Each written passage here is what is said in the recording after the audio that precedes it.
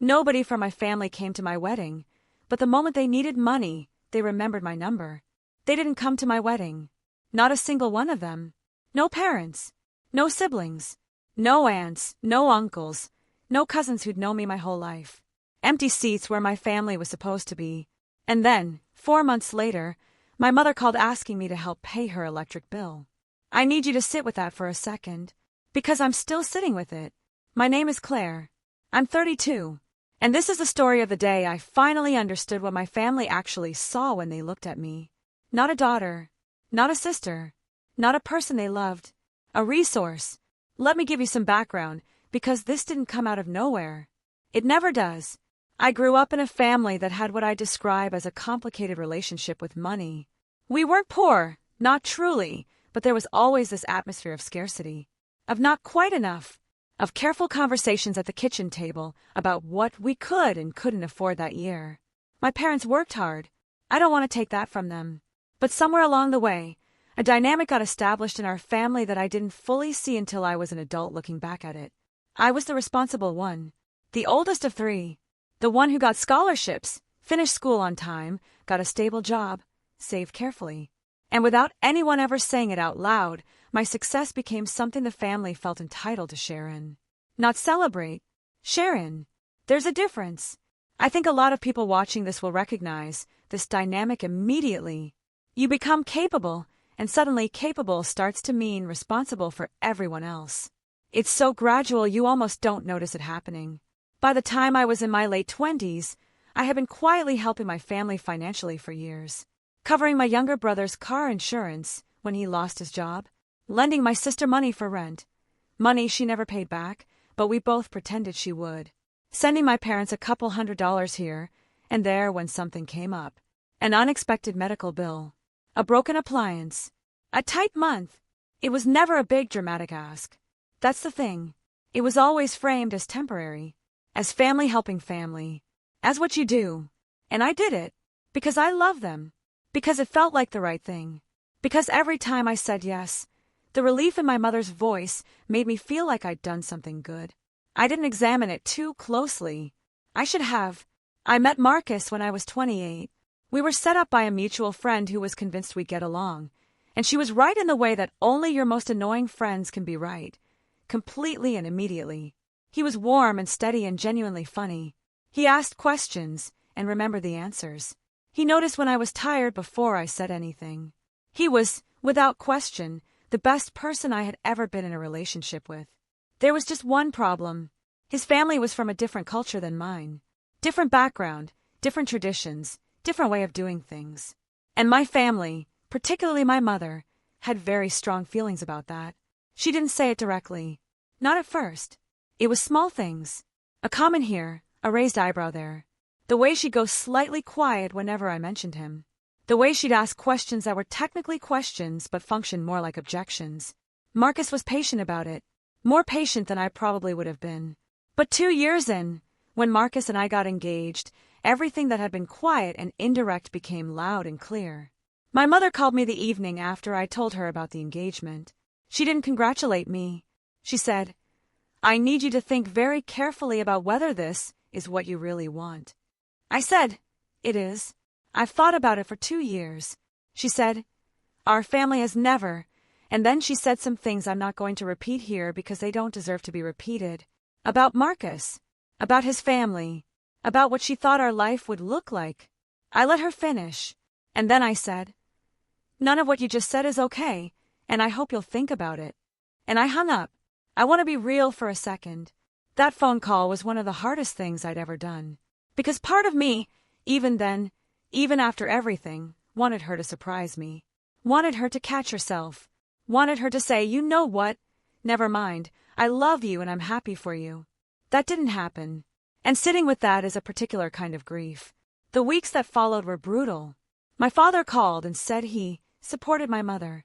My brother texted me a long message about family values that I could tell my mother had basically written for him.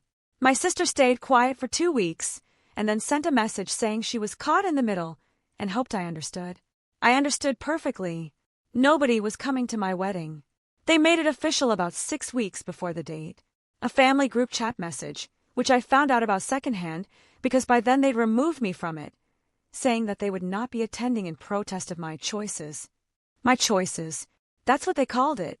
My choices. In protest of my choices. I've read that 100 times and it still doesn't fully compute. Like, what exactly were they protesting? Me being happy? Me marrying someone I loved? I genuinely do not understand what outcome they were hoping for. Marcus was furious on my behalf. More furious than I let myself be, honestly. He wanted to call them. I asked him not to. Not because I was protecting them, because I just didn't have the energy for another conversation that was going to go nowhere. Instead, I cried for about 3 days straight. Not constantly. I had work. I had a wedding to plan. I had a life. But in the margins of everything, when it got quiet, I cried. Then I stopped. And I made a decision. The wedding was happening. On the date we'd chosen. At the venue we'd booked. With the people who actually wanted to be there. And it was going to be beautiful. It was beautiful. 63 people. Friends. Marcus's family. Colleagues I'd grown close to over the years. His mother cried during the ceremony, the good kind, the happy kind, and pressed my face between her hands afterward and told me in a mix of 2 languages that I was her daughter now. I thought about my own mother in that moment. I won't pretend I didn't. But I also felt, and I wasn't expecting this, free. Light. Like something I'd been carrying for a long time had just quietly set itself down. I've talked to a few people since then who've gone through something similar, and they all describe that same feeling. This complicated mixture of grief and relief. Like you finally stopped holding your breath. It's not simple.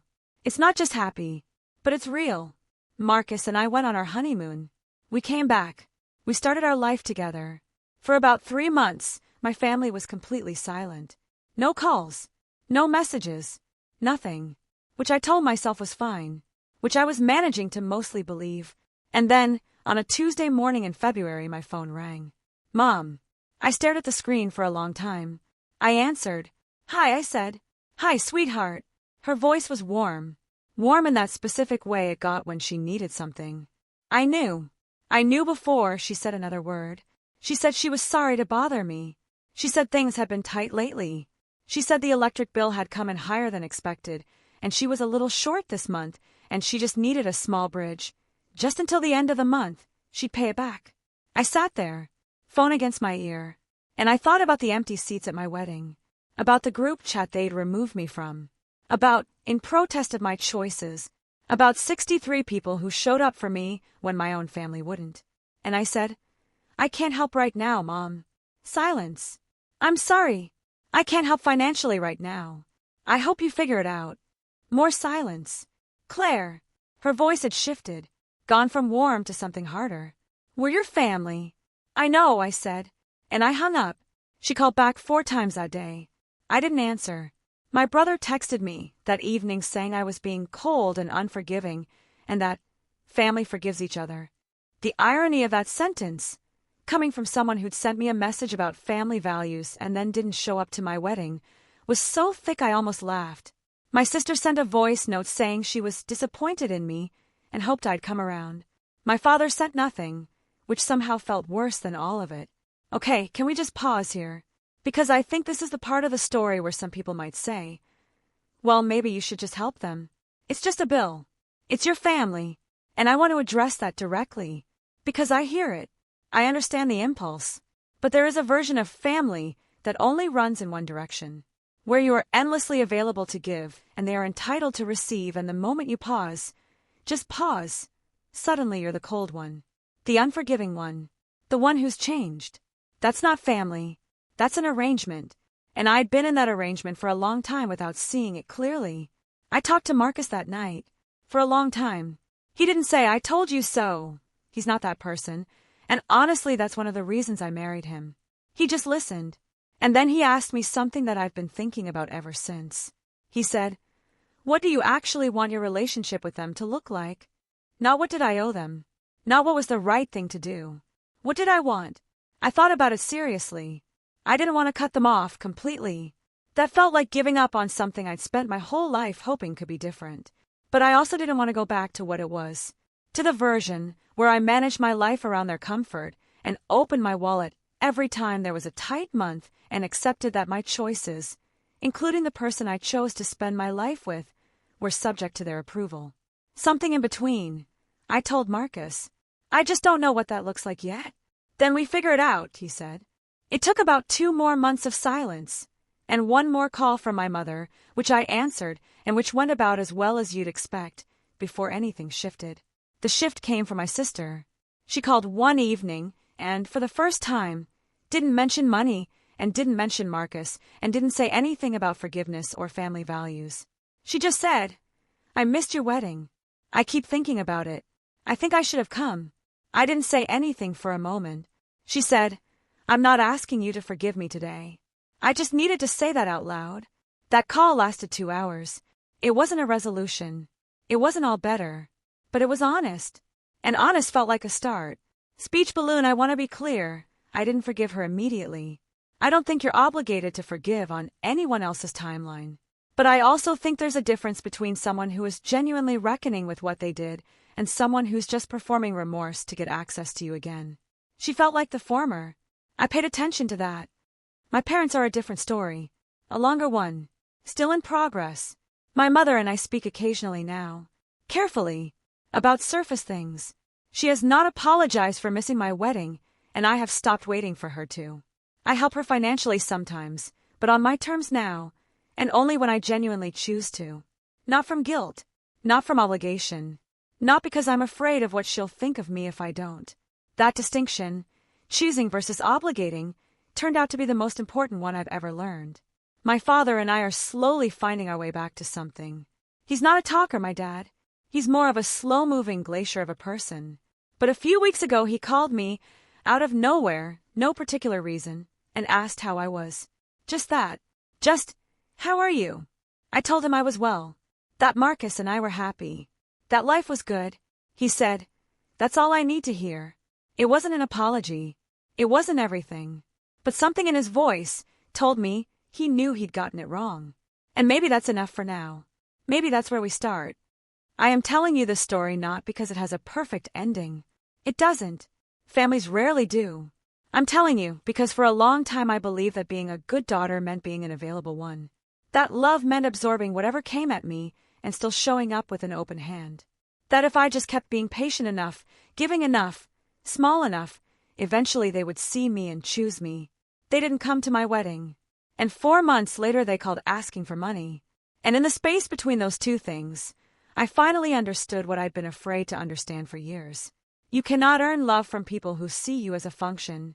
You cannot be patient enough, or giving enough, or good enough to make someone value you if they've decided your value is purely in what you can provide. What you can do, what I did, is stop auditioning. Stop waiting for approval that was never going to come. Stop making yourself small in a room where there's plenty of space for you to be whole. Marcus's mother pressed my face in her hands at my wedding and told me I was her daughter. 63 people showed up, and the sun came through the windows of that venue, and I stood there in the dress I'd chosen and I thought, this is mine. This life is mine. And I built it. Nobody gave it to me. I built it. That's the part they never got to take away.